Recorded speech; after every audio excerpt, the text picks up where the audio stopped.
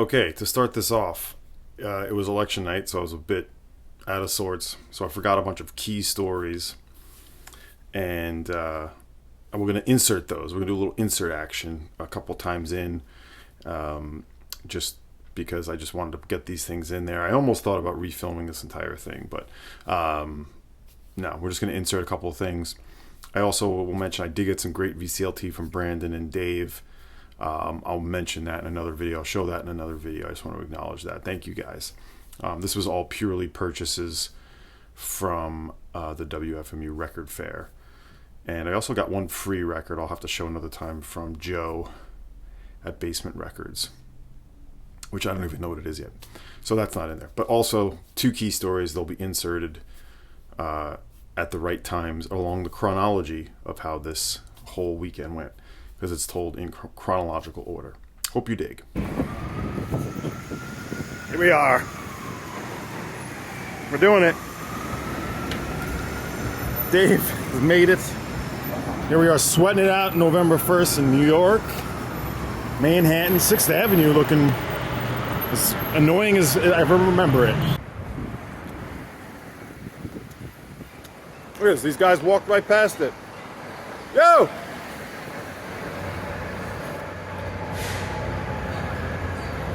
Well, that was fantastic. These guys are so excited about this fair, they walked right past it. What's up, party people? It is Seeking a Thread recap time for WFMU 2024. It is Tuesday night, election night. Yep. Trying to avoid that mess. And what better way to do that than to talk records and to talk record fair, that is, right? Record fair came and went. It was not a disappointment. The WFMU Record Fair was held in Manhattan, back at the Metropolitan Pavilion on 18th Street, which is the location that I was familiar with going to in the early 2000s. I've been there a bunch of times then. I was a dealer at the 2008 fair, the only one I did as a dealer. And the plan was to go and stay in Hoboken. As usual, my partner in crime, Brandon, Faust In The Head, we were to meet. He would drive to Ithaca, and we were going to go pick up Dave, Localbandography, down at LaGuardia. And we were supposed to meet Frank, JBL 1000, but he got sick, so Frank had to cancel.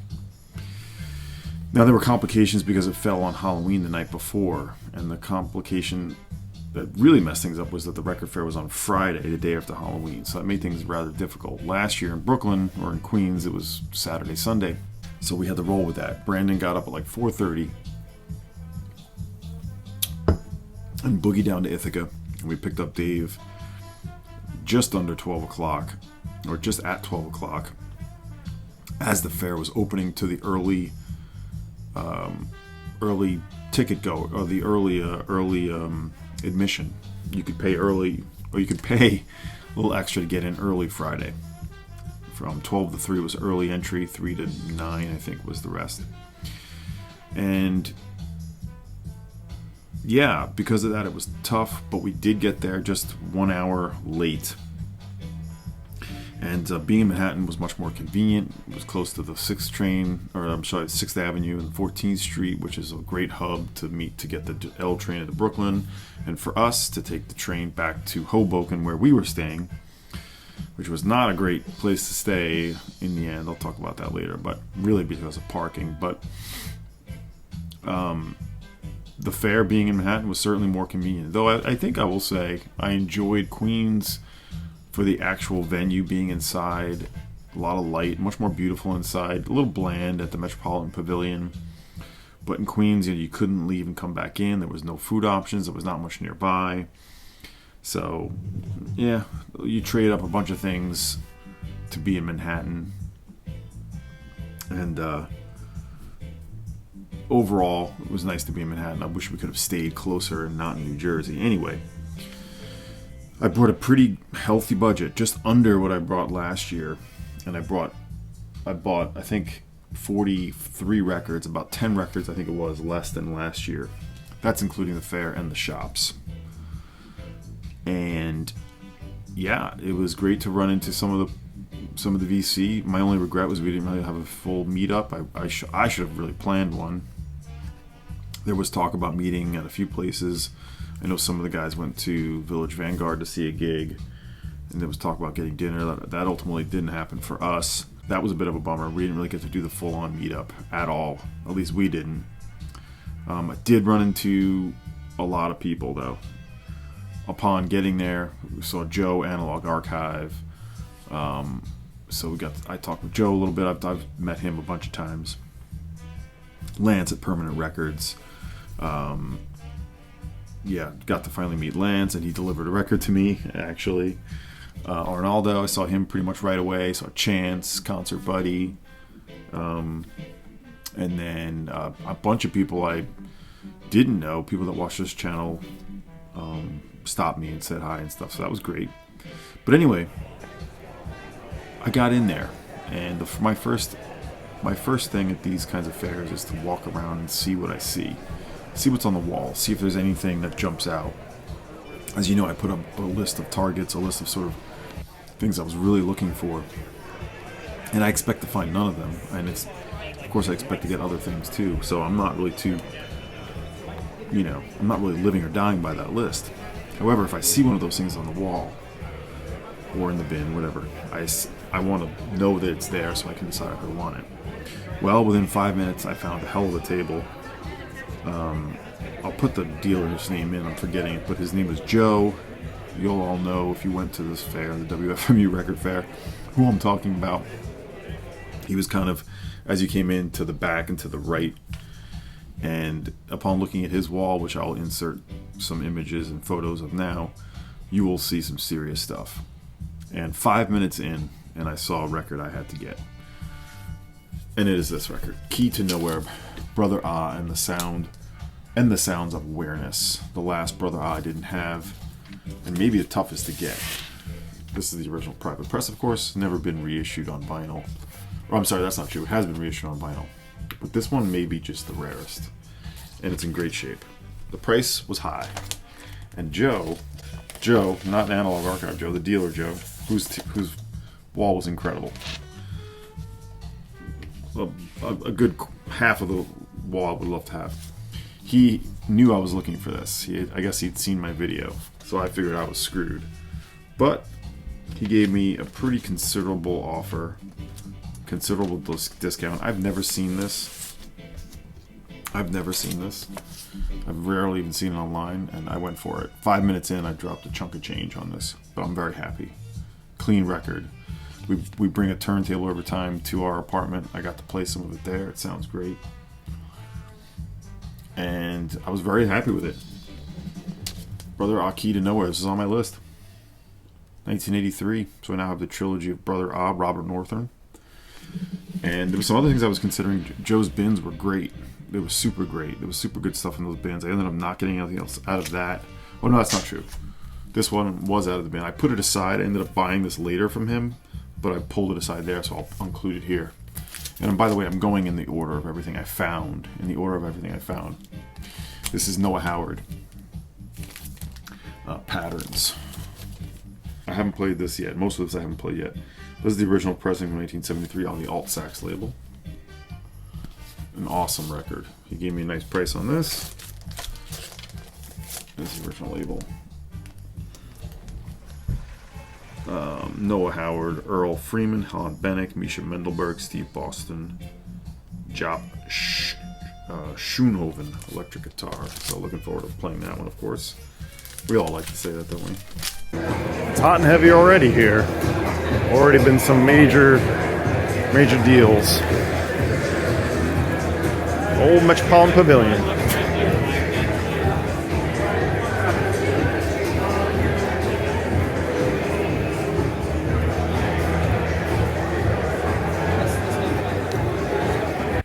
Alright, yeah, next up. So right next door was a dealer named N Artist. And last year I found a bunch of cool things from him, like late in the day the second day, so I made it a point to get there right after going to that booth that I just talked about, Joe.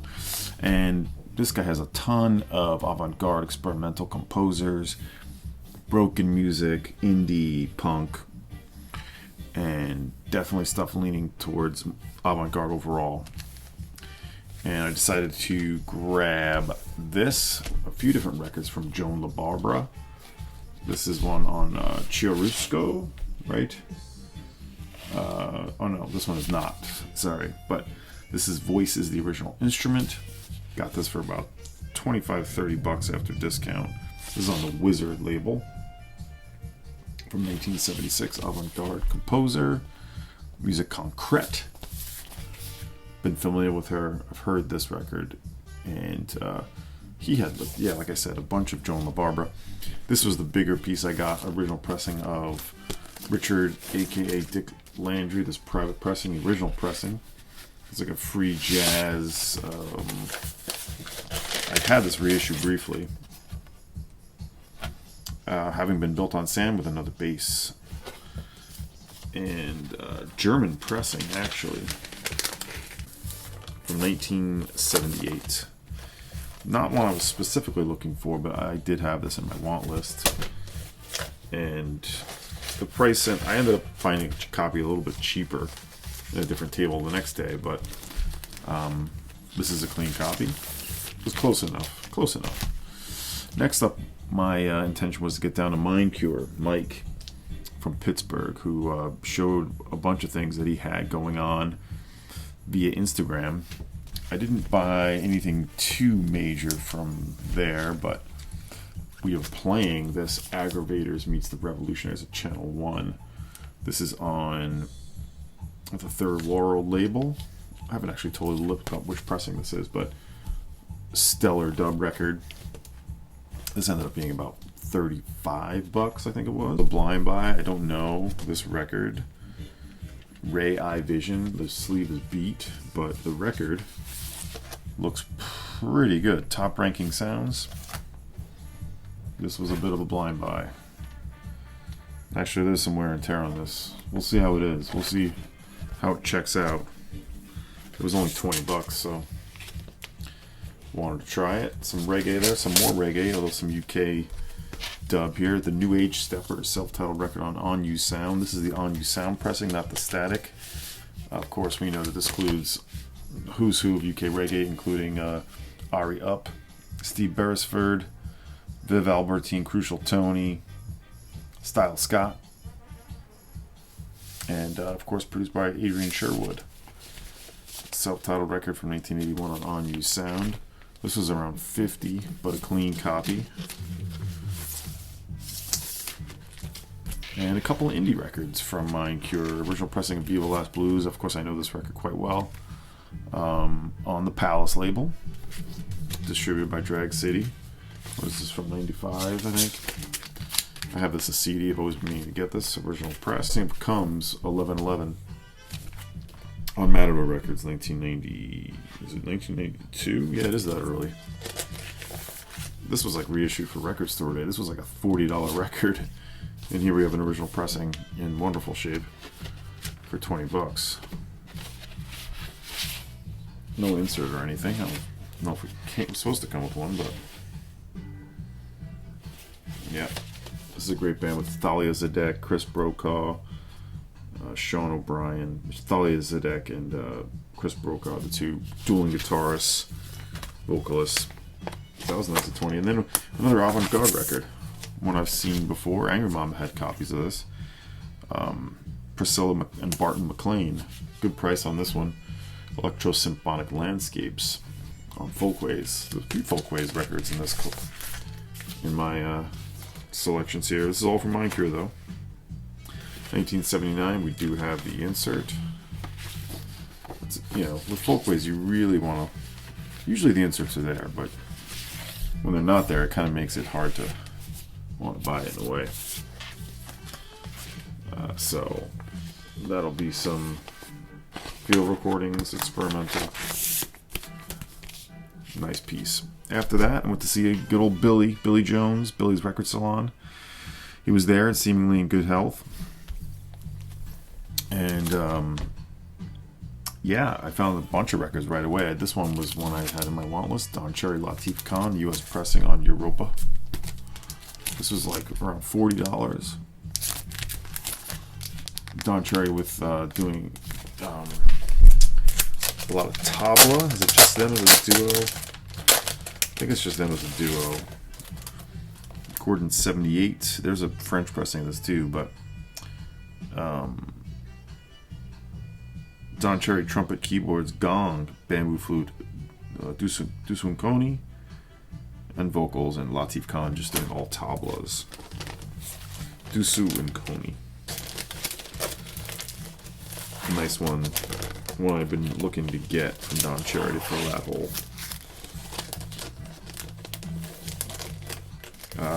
Yeah, and just burning through plenty of other dealers I looked at. And, you know, just running into everybody was fun. And we keep going. Dave and Brandon doing well. This is a blind buy. You know, Billy told me it's basically private free jazz record, but I decided to try it on St. John's Eve on the Faro label. This is from 1976. I really don't know anything about it. I just decided to try it out. It wasn't too expensive. The sleeve is a little bit rough. The record is fine, though, I believe. Great cover. Let's take it out real quick.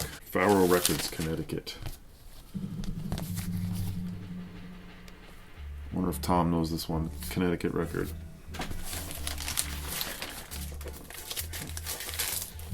Yep, it's in nice shape. The sleeve's just a little warm, but in nice shape. So, that is that one from Billy. Again, not one I knew, but if the price is right and I'm feeling intrigued, you go with it.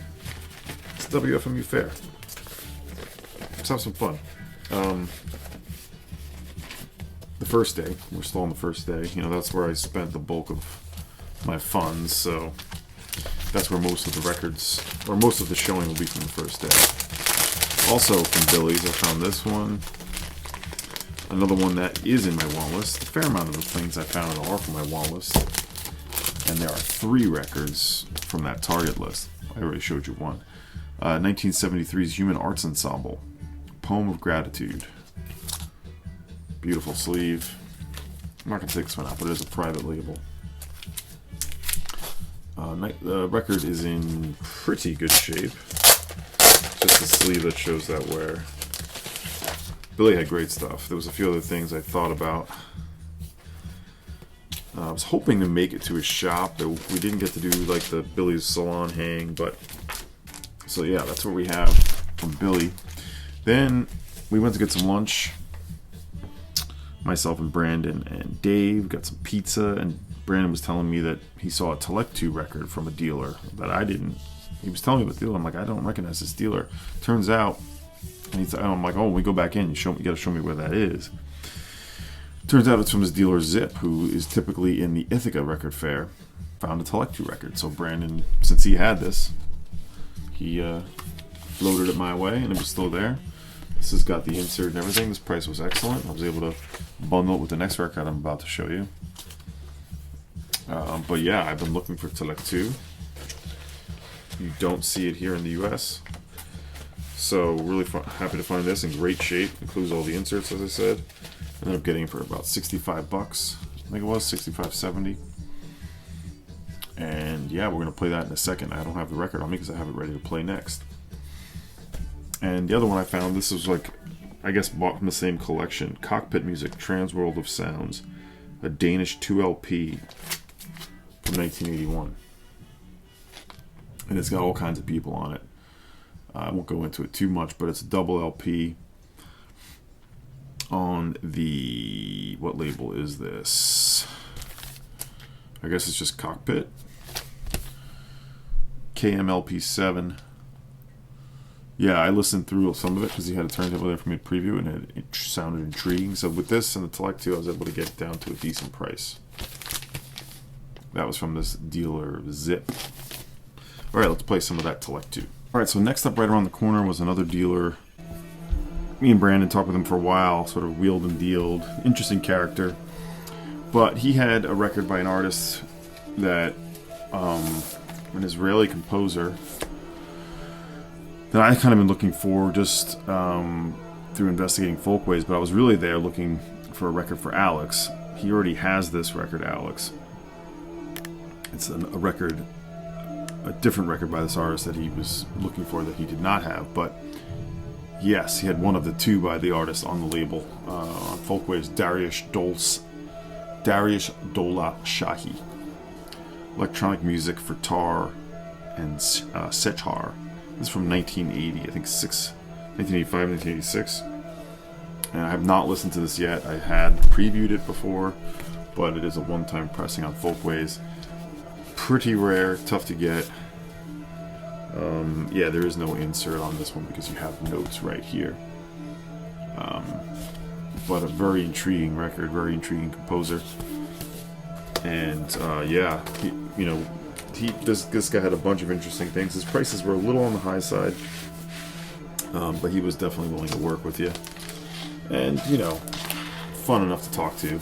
So yes, this record will get spun pretty soon, and looking for the other one by this artist on Folkways for Alex. Then I ended up going to a store. I'll insert these names after. I'll put it down here, but I do want to get a store that's pretty new in Chinatown, where I ran into my friend John, who does not do videos, but he works at Angr Moment actually. And they had an original pressing of Jesus Lizard Head, which I have a bunch of I have most of the early Jesus Lizard records, but I did not have Head. And this is a first pressing. I do need to double check that it is, but was kind of looking for this, unofficially looking for it, you might say. And I bundled that together with this record, which was a blind buy, and I checked it out on my phone. Baraka Winshehe, the last recording of soloist National Orchestra and Super Volcano, an African record on Polydor. It is not clean. You can see the sleeve is not very clean. Great. But I feel confident that it's going to play pretty well based on what I'm seeing. So I was just so intrigued by this cover and what I looked up on the old YouTube. And another dealer, I don't have the name, he was right next to the New Jersey store. I'm forgetting the name of it. Revilla Records, Revilla Sounds. Another one I sort of had in my queue, in my want list. Elodie Lautin, Concerto for Piano and Orchestral Memory. Good price on this. This is below what it goes for online. $70. I get marked 75, got it for 70. And a cool one, beautiful ambient music from 19. What did I say? It's in here, but includes Elodie Lautin piano sequencer and tapes. Arthur Russell on cello. There's a good reason to get it. Peter Zummo on trombone.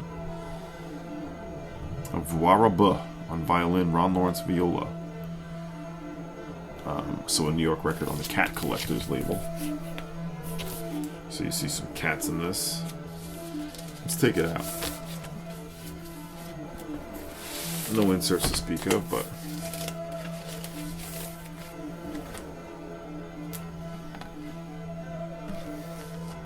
I don't know if that marker is on the record or label normally, but I was excited to find that. Was not expecting to find this. I wasn't technically looking for it, but it is one I had marked on my want list to find. So that was cool. That was the first day. Me and Dave and Brandon got something to eat, and we drove to Hoboken. Brandon drove to Hoboken. Had to deal with some parking mishaps, or lack thereof. I won't go too far into it. All I'll say is you don't try to park in Hoboken. It was a real problem. But hung out, got a record player set up, started playing some records. It was great.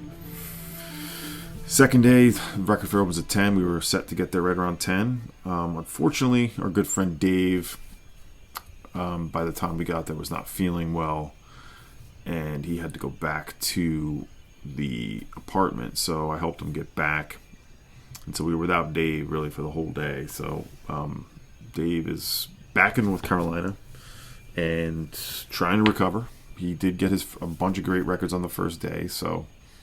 But check in with Dave, reach out to Dave. He's, he's getting better. We're trying to recover. I won't get too far into it. We'll let Dave tell it. But Dave did have a good first day. I will say that. He did not have a good second day. So unfortunately for that, we didn't have Dave with us that day. So. Okay, day 2, WFMU, Hoboken. A little worn out, but still very much ready. It's rough in the streets. It is, isn't it? Day 2.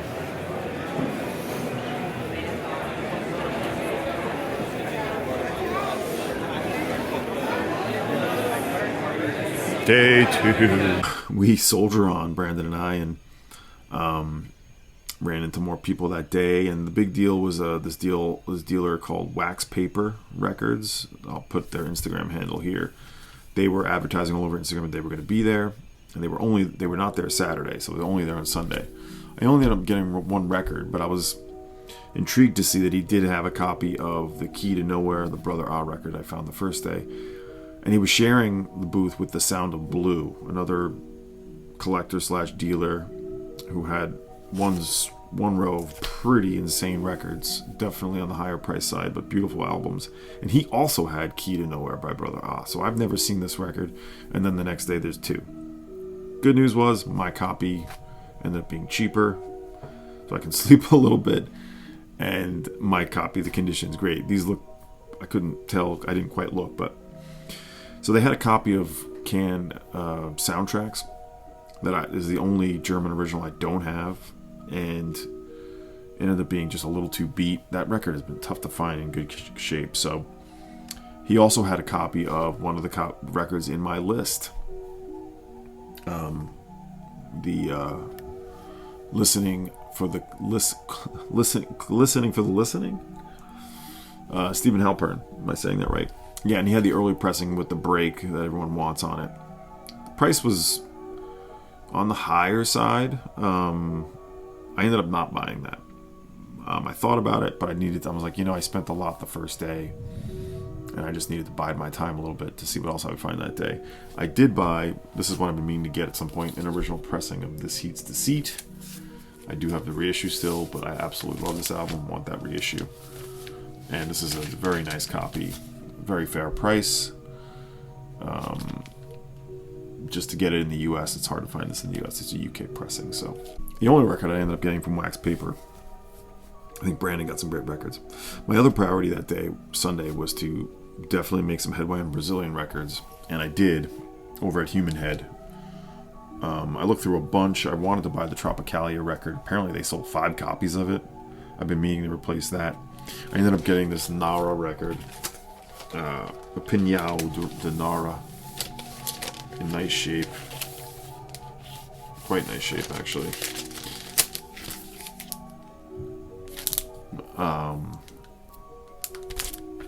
From Human Head. And this is another one I've been meaning to get for a long time. This is a mono pressing. I haven't checked this to be sure. From 1969, Caetano Veloso, self-titled, one of the many self-titled records. And, a bunch more was there I was interested in, but I decided to make my way over to another dealer. Again, I'll put the name in. I'm going to find all the names for these dealers, who had a lot of records from South America, a lot of Latin, a lot of rock, and like 4 huge boxes of Latin records. There was a bunch in there I would love to have. It was originals of Erasmus Carlos, all kinds of stuff. Nothing super major, but great records. This is the one I was most excited to find, and one of the records on my list. The second record from my list that I submitted and put out there, the Tom Zay original. The sleeve is about standard condition for a Brazilian sleeve. It does have some old tape up top, but these sleeves are never in great shape, and it still presents quite well. The good news is the record is great. Let's see, where am I? This is a Rosenblit. This is actually quite nice, really nice shape, so I did good there. And yeah, I was happy to find this. And this ended up being a pretty big purchase between the 3 records I got from him. The other 2 I was also excited about. Dave, from his first day, played a great record by Gilberto Gil called Espresso 22, right? Espresso 22. And I hadn't heard it. I was familiar with the cover, familiar with it, but I'd never heard it. And after he played it, I'm like, I'm going to look for that tomorrow. And sure enough, I found a copy. This is from 1972, also on Philips. Not as nice as Dave's copy, actually, but I did play this one in full. I've played a bunch of maybe only about 5 records in full. And this one held up well, but not as nice as Dave's copy. And this one I was really looking for too, and they had this. This was in my want list. MPBC by Jalma Correa. We listened to this in the apartment, and it really was a great sweet spot. This was awesome. So those 3 records were all from that one Brazilian dealer that I'll put the name in. All right, so I mentioned running into a lot of people. I forgot to mention running into Tom Minko, who does the great channel. I'm going to link to him, just called Minko. We talked for a good bit, a good 10-15 minutes, and he grabbed some amazing records. And I just want to acknowledge that. Great to run into you, Tom. Maybe he'll be doing a WFMU recap. I hope so, because he's got some pretty hot stuff. But great to run into you, Tom, and I'll link to Tom's channel, in fact, below. So there's that. Then I got Stunty On The Horn. We're kind of getting towards the end of the fair, and I went back to an artist who had the most experimental records that I could find, or I saw at the fair, and I think he thought this stuff was pretty good. We went through everything. It was just sort of fun to get him on the horn again. He had 2 copies of this. The one I had saw previously had a completely cracked spine, but this one is nice. This one's on the Chiarosca. Not Chiarosca. This is a word I have a hard time with. Chiaroscuro tape songs with this iconic cover. Jon De La Barbara from 1977. And this one, Stunty heavily recommended. I decided to go for it. Although I also ended up finding this record later for a little bit cheaper, but it's fine. I did get a deal on it. Airwaves, this compilation on the 110 label, which was definitely like distributed by New Music Distributors. Lovely Music was distributed there. And it's got all kinds of different composers submitting a track each. Richard Nonas, Laurie Anderson, Meredith Monk, Dennis Oppenheim, Terry Fox, Connie Beckley, Jim Burton. Listened to one side of this and I really enjoyed this. And yeah, let's see. God, I don't even know some of these business cards. Then we talked to a guy named Jordan who also showed up just on Sunday with some really great boxes of jazz. Really great. There's a bunch of tempting things in there. But he had one on display. He didn't have a wall. He was just sticking records out of the boxes. But he had one on display that I'm like, that's on my list. And he had a good price on it. This one I still got to play, but it's more of a VG copy, maybe VG Plus on the sleeve. Yes, we're talking Chapter 2, Nia by Juju, the second album. This is Australia East, one I wanted to find. I got this for a good price, $180. I know that may seem like a lot, but this one sells for $300 to $400. And the record is a VG, but it's a strong VG. I do have to still clean it. But yeah, if I saw the ones that I was interested in getting, I tried to put attention to those, and he gave me a nice price off that. And then interesting guy. He had all kinds of great jazz. Brandon found some great stuff there too. So I did one more deal. I was about out of money. This is where I went over my budget just a little bit. But Deep Cuts, who was next to Palto Flats, they have a record store in Brooklyn. They had a couple of good records for really good prices. I decided to grab Barbara Keith. This is an acid folk a bit, Acid Archives record, white label promo. For $20, this can sell up to 50. So I decided I'd try it again. I have checked this out. And the first Leo Kottke, I've been meaning to get this. The private label Leo Kottke from '69. Just 12-string blues, it's called. Okay, I don't know how I forgot to mention talking with Ira Kaplan of Yola Tango. So it was towards the end of the fair Saturday, sort of late in the day Saturday. And me and Brandon met up at Deep Cuts and Palto Flats. We were talking with the Palto Flats guy for a bit. And I happened to tell Brandon, I'm like, oh, look who's browsing at Deep Cuts. It's Ira Kaplan, guitarist, singer, obviously one of the trio of Yola Tango. A huge band in my life. He's like, oh, you should go say hi. And I was like, yeah, I'm not really so into that, doing that. But, it's cool to see him there. And he was already being sort of attacked by a fan and asking for a picture. I was like, I don't want to, pile on. So I didn't make anything of it. I'm like, that was cool. I'm browsing, looking through the deep cut stuff. I'm looking through, their Americana and their folk. And I swear I didn't even notice. I look over, and right next to me is Ira Kaplan. And I was like, how's it going, Ira? I just kind of said, and he was looking kind of confused. He was looking at this record, a record I have, Ron Elliott, the Candlestick Maker. I know Mazzy. Mazzy is a fan of this record, as am I. But he was looking at it kind of confusingly. I'm like, that's a great one, Ira.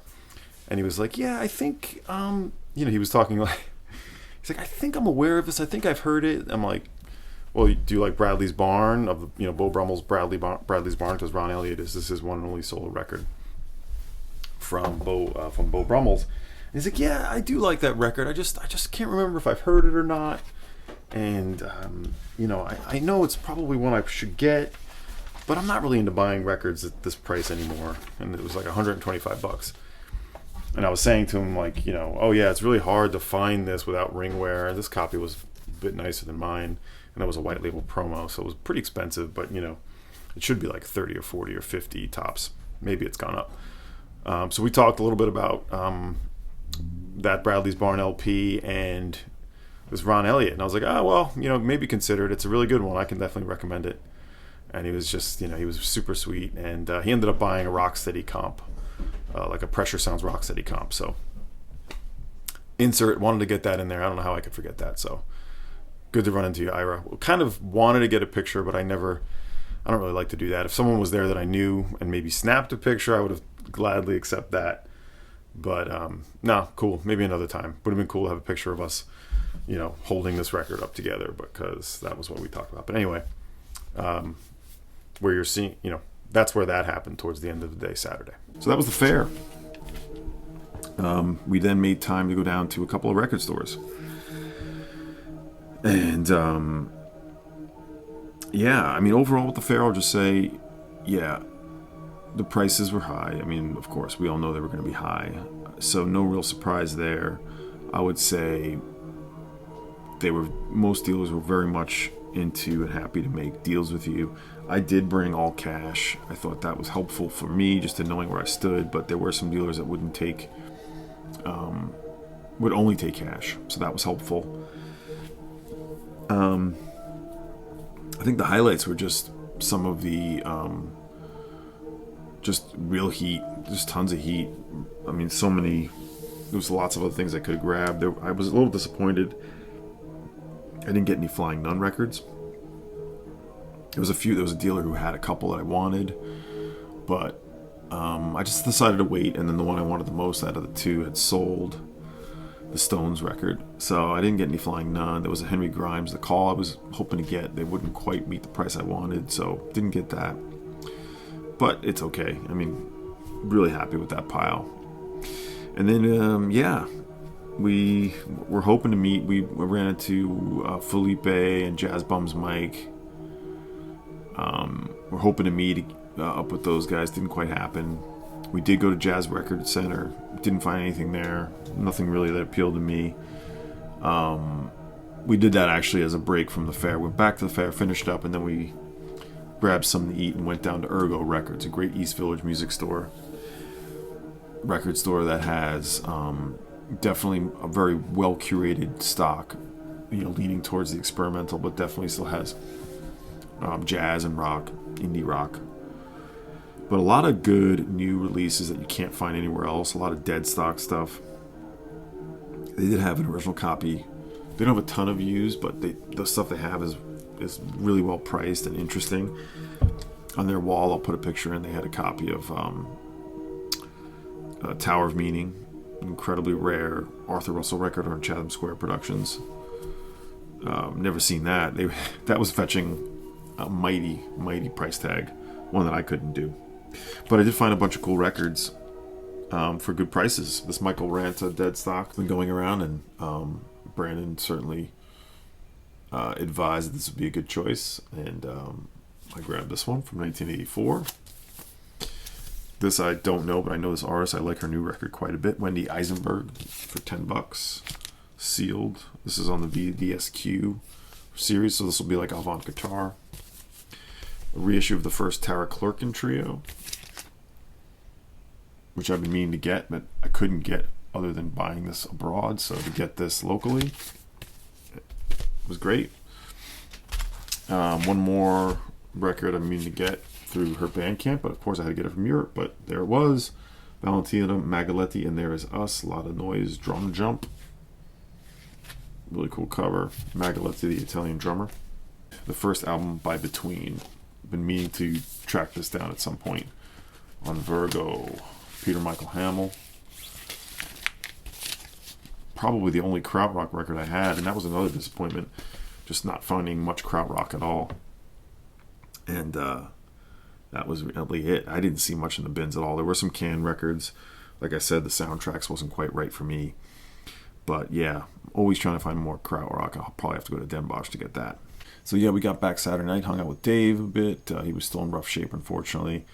And Sunday, Dave was able to get on the flight. And after having some breakfast and checking out of Hoboken, Brandon and I decided to make a pilgrimage up to Beacon to go to Hudson Valley Vinyl to visit Chris and John.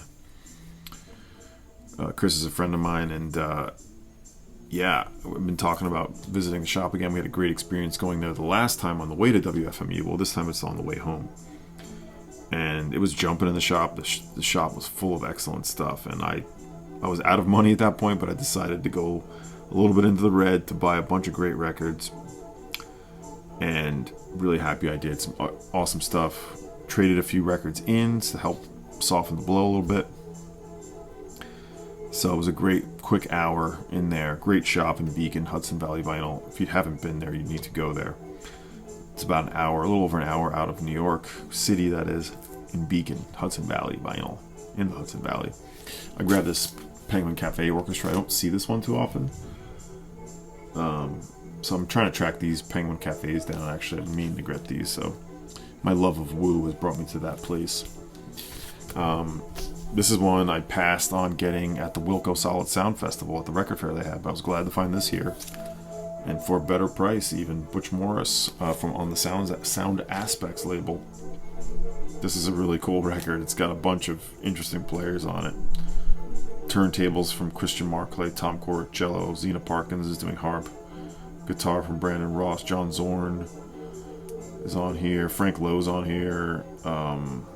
Yeah, Curtis Clark. Anyway, happy to find that on Sound Aspects.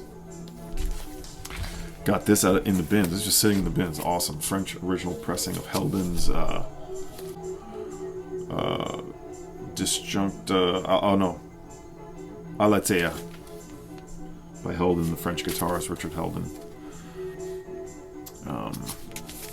Excellent stuff. Oh, I'm sorry, Richard Pinhouse. Band Heldon. This is one I wasn't officially looking for, but meaning to grab. You know, if you like the Mwandishi band, here they are again on this Eddie Henderson, record. Buster Williams, Billy Hart, Eddie Henderson, Benny Maupin, Herbie Hancock, Lenny White, and Pat Gleason. ARP and Moog synths and organ. There's a white label promo on Capricorn of all labels.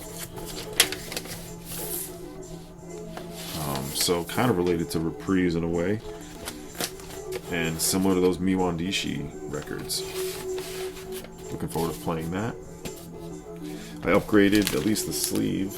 I gotta check the record. to this one. I've showed this a bunch now. Dorothy Carter, Troubadour. This is the original brown sleeve. They see this record there a lot. And she had ties to Woodstock too, so these records turn up there quite a bit. This was the one I pulled off the wall. Original pressing on Folkways of Ghetto Reality. Nancy Dupree with a group of Rochester, New York natives. So this is one that turns up there. It does have the insert. So looking forward to playing that puppy. One I wasn't, again, not specifically looking for, but if I had seen it, yeah, I was going to grab it. It's on the Ash label.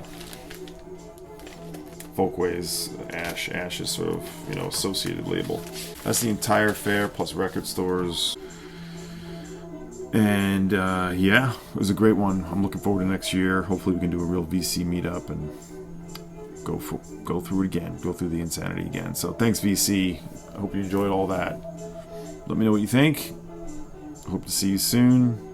Looking forward to more record fairs, and I got more to come. Always more to come. See ya.